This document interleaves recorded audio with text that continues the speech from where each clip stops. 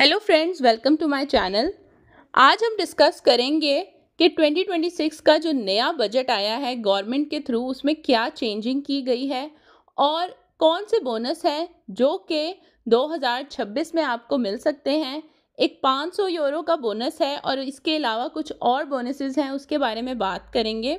लेकिन वीडियो को स्टार्ट करने से पहले आपसे रिक्वेस्ट है कि चैनल को सब्सक्राइब कर दें।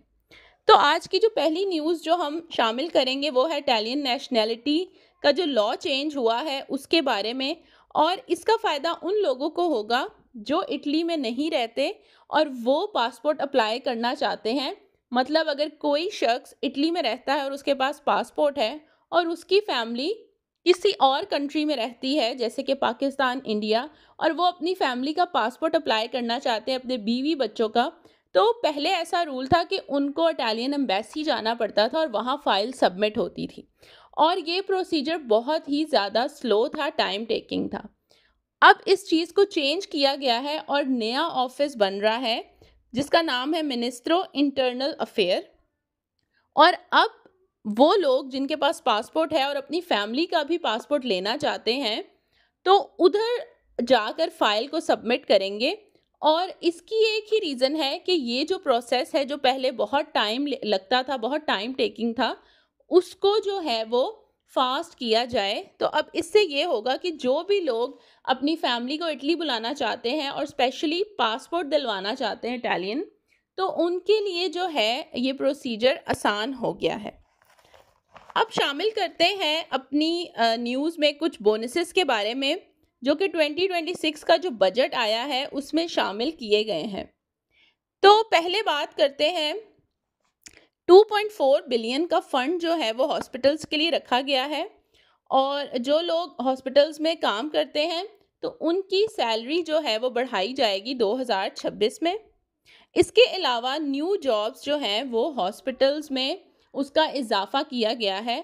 तो अभी 2026 का जो बजट आया है उसमें मेलोनी हुकूमत ने कहा है कि जो हॉस्पिटल्स हैं, जो हेल्थ केयर सेक्टर है, उस पर जो है वो ज़्यादा तवज्जो दी गई है।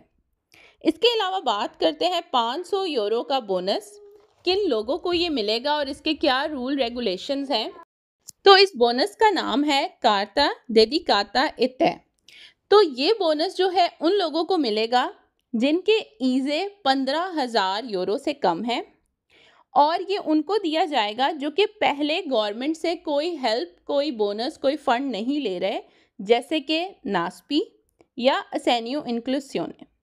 तो ये जो है ये कार्ड है, ये पहले भी आ चुका है, इसको अप्लाई किया जाता है और पोस्टे का एक कार्ड जो है वो आता है। और ये जो है बेसिकली बोनी स्पेज़ा कह सकते हैं इसको, इससे आप स्पेज़ा वगैरह कर सकते हैं। तो ये 500 यूरो का जो बोनस है ये दिया जाएगा, लेकिन उन लोगों का जिनके ईज़े कम है 15,000 से, और वो लोग जो कि नास्पी या कोई असेनियो इंक्लूसियोने नहीं ले रहे। और जिन लोगों के पास ऑलरेडी कार्ड है उनको अप्लाई करने की ज़रूरत नहीं है। अगर तो वो एलिजिबल हैं तो 500 यूरो ऑटोमेटिकली उनके कार्ड में उनको रिसीव हो जाएगा। इसके अलावा एक और बोनस है जो कि 2026 में, जिसे 2026 के बजट में इंक्लूड किया गया है, उसका नाम है बोनस मामे लवोरात्रीचे। तो ये बोनस जो है वो मदर्स के लिए है और वो मदर्स जो कि काम करती हैं और उनके 2 बच्चे हैं तो उनके लिए गवर्नमेंट ने ये बोनस रखा है उनकी हेल्प के लिए।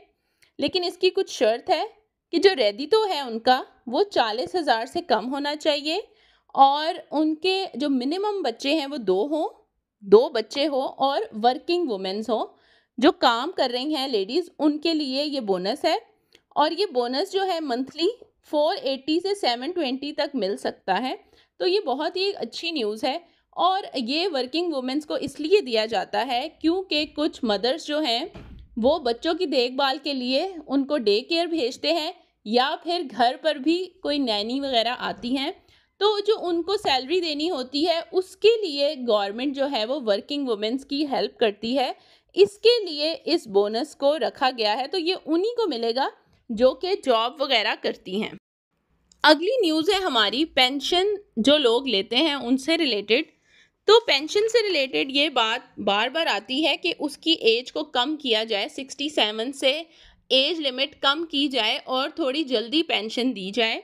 तो बजट में इसके बारे में कहा गया है कि 2026 में एज के हिसाब से कोई चेंजिंग नहीं है। एक्सपेक्टेड है कि अगले आने वाले 2 सालों में कुछ चेंजिंग की जाए।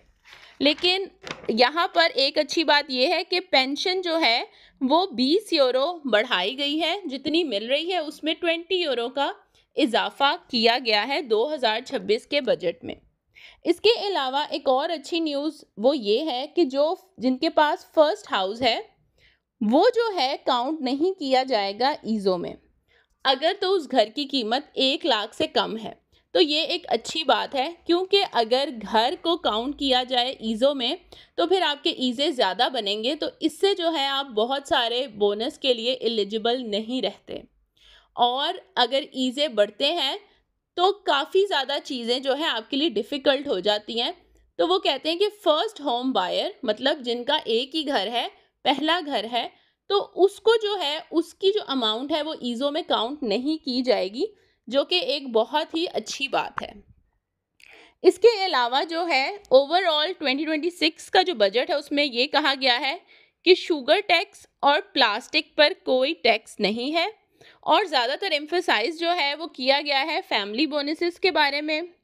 टैक्स को कम किया गया है और जो हॉस्पिटल है उसके लिए फंड्स को रेज किया गया है, फंड्स को बढ़ाया गया है। तो ये थी मेरी आज की वीडियो। आई होप सो आप लोग को हेल्पफुल लगी हो। तो चैनल को ज़रूर सब्सक्राइब करें। मैं मिलूंगी आपसे अपनी नेक्स्ट वीडियो में। अपना बहुत ख्याल रखें। अल्लाह हाफ़िज़।